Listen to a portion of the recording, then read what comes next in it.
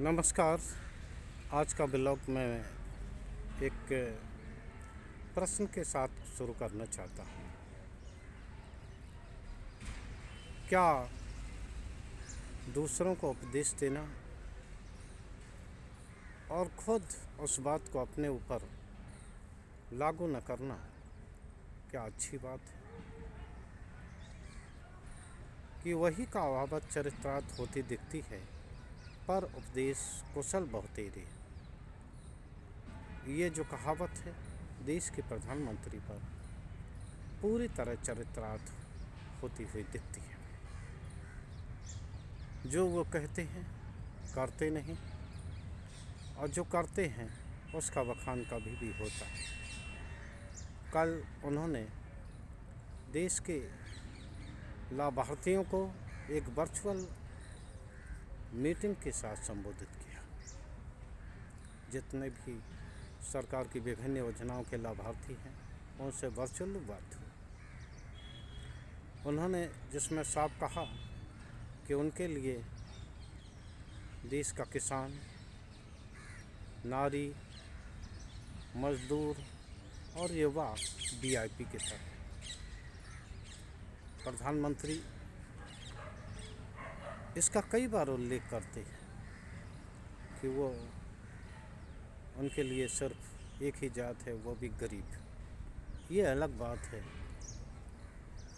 कि प्रधानमंत्री बनने के बाद वो अपनी जात का उल्लेख करते हैं कि वो अति पिछड़े वर्ग से संबंधित है। इसी प्रकार उन्होंने किसानों को भी वीआईपी बताया। वो किसान जो अपनी कृषि संबंधी समस्याओं के लिए पूरे दिल्ली को जाम करके जिन्होंने रखा था विभिन्न सड़कों पर, वो किसान तब किसान नहीं थे। उस समय वो अन्नदाता नहीं थे, उस समय वो देशद्रोही थे।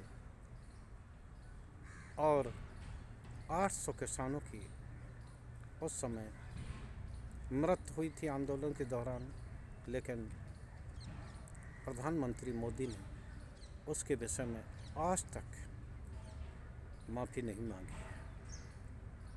मजदूरों की बात कही जाए, बहुत शोर होता है कि हमने इतने मजदूरों को विभिन्न योजनाओं के तहत कवर अप दिया है। आप ये बताइए, अगर आपने सभी मजदूरों की जीवन शैली अच्छी कर दी है तो वो कौन लोग हैं जो सड़कों पर रोज़ खुद के बिकने का इंतज़ार करते हैं?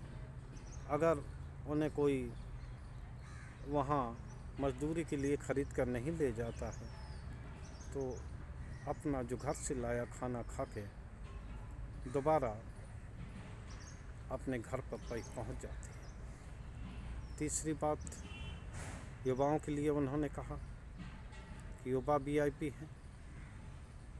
किन युवाओं की बात हो रही है जिनके लिए आपने सपने जगाए कि उन्हें 2 करोड़ प्रतिवर्ष रोजगार मिलेगा, लेकिन आज 10 साल हो गए, आपने वे पद ही नहीं भर पाए जो कि स्वीकृत हैं और सरकारी भर्ती के लिए खाली हैं।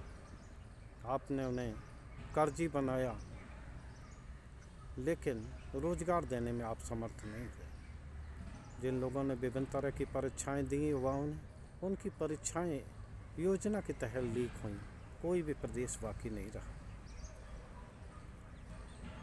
और नारियों का किस तरह का आपने बंधन किया है वो तो बार बार आपका देख लिया गया। क्योंकि जब महिला पहलवान थे तो महिला पहलवानों को किस तरह अपमानित किया गया, और आपके मुंह से इस संबंध में कोई भी आवाज़ नहीं निकली, क्योंकि उस समय आप अपने सत्ता की मदमस्त में, आज जब चुनाव में जाने का वक्त हो गया है उस समय आप इस तरह की चर्चा कर रहे हैं जैसे कि आप इन्हीं लोगों के लिए ही बने हुए हैं और इन्हीं लोगों के हित के लिए काम कर रहे हैं, जबकि अब ये स्पष्ट हो गया है कि प्रधानमंत्री मोदी केवल सत्ता पाने के लिए कुछ भी कर लें। ये जिस तरह से सभी लोगों के खाते में 15 लाख रुपया पहुंचाना एक तरह का चुनावी जुमला था, युवाओं को रोजगार देना एक चुनावी जुमला था, उसी प्रकार गरीब की बात करना भी चुनावी जुमला होगा। उनसे केवल वोट लिए जाएंगे, बाद में उनकी बात भी नहीं की जाएगी। आज के ब्लॉग में बस इतना ही। जय हिंद, जय भारत।